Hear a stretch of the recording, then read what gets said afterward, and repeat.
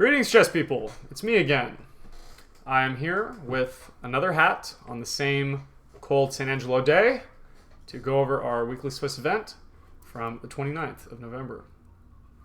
This is between Drunk Dad playing chess and Mr. Tussy Bear. Quite a rating disparity, but Drunk Dad playing chess has been putting a lot of work in and improving quite a bit recently. So let's take a look at this outstanding game.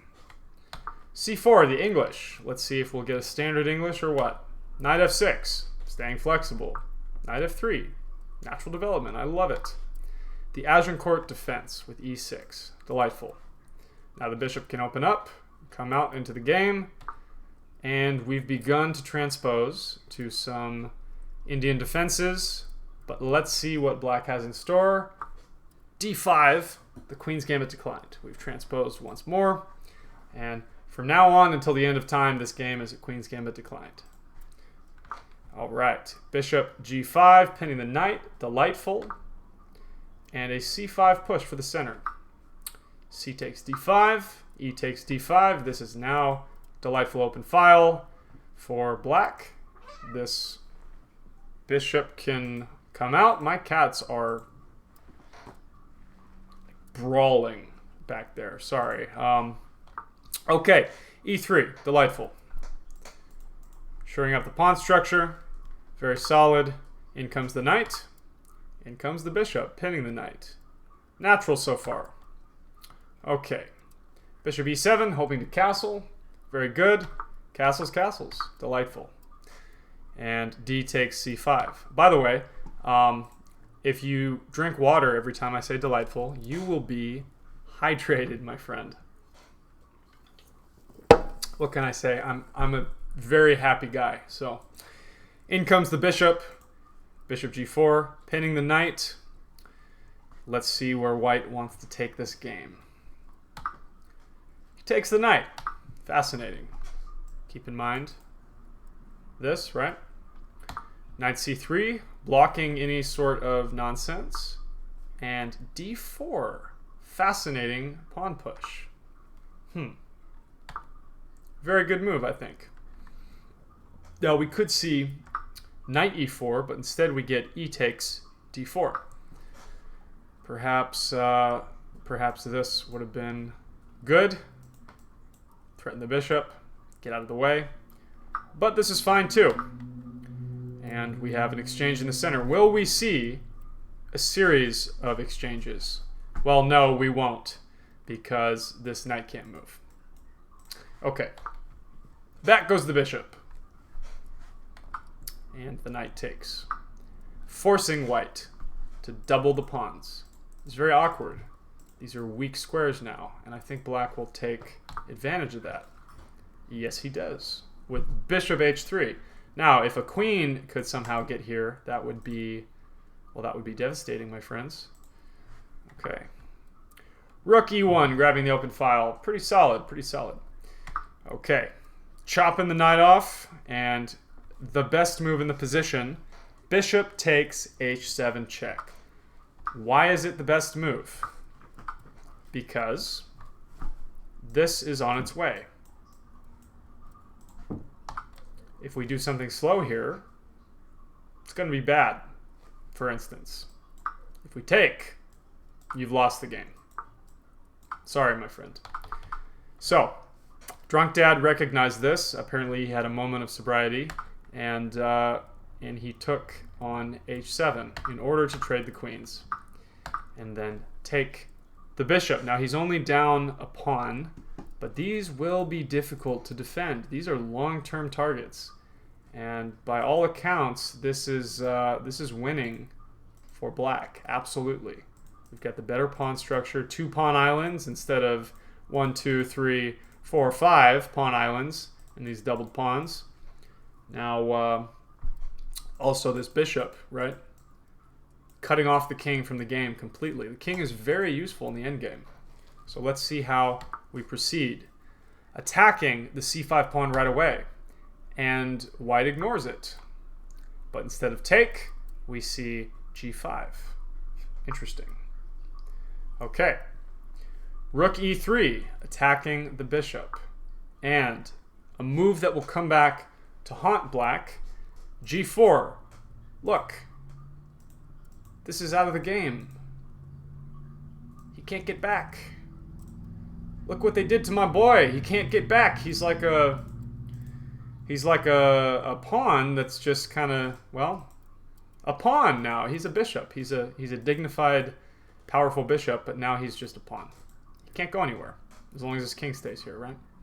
And the king can't go anywhere, so he's not going anywhere. So now it's white's turn to start hitting some pawns.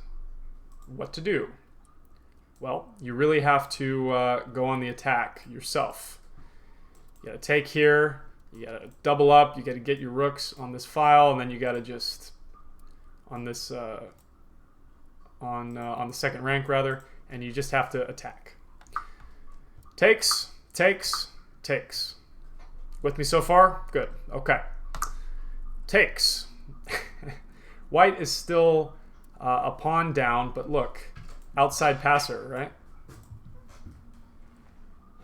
Cats are gladiator fighting in the background. Okay. Outside passer. Very, very difficult. Maybe white can force some nonsense here. Here come the rooks. Unfortunately, this leaves f7 forfeit with check. Okay. In comes the rook. Delightful move, not wanting to trade on black's terms because it would just be bad. He'll get behind this and he'll destroy it. So, rook back to e1, interposing between the king and the rook check. Excellent, excellent move. Interposing, by the way. Very smart sounding word that, that you can say if you want to sound smart. It just means you're getting in the way. You're blocking, right? Okay, so takes, takes, and we target that outside passer, which is promptly defended. Black is still up here. This is still winning. In comes the king, and what else can he do but push a pawn? Our double pawn falls, finally, and nothing else to do. Keep pushing that pawn. In comes the rook to blockade the pawn. Very good, but here's a check. Suddenly the king is in the center of the board, and it's looking like perhaps there's chances for white to pull an upset draw. Okay. We have some noodling around. The king wants to become active and get in the game, but unfortunately if this is traded off, I don't believe this can stop everything. I believe it'll be a draw. Because this must be taken. Or not. Never mind. I think it should be taken because now white has two threats, right? I think black let it get taken so he could free himself. But now it's absolutely a draw because black will have to trade the rook for the pawn and the rook. And the king will have to capture last. And then the bishop will have to sacrifice for this passer once it reaches h7, unfortunately. So this should be a draw, but let's see what happens. You know, it's not always perfect chess, which is a good thing. Okay.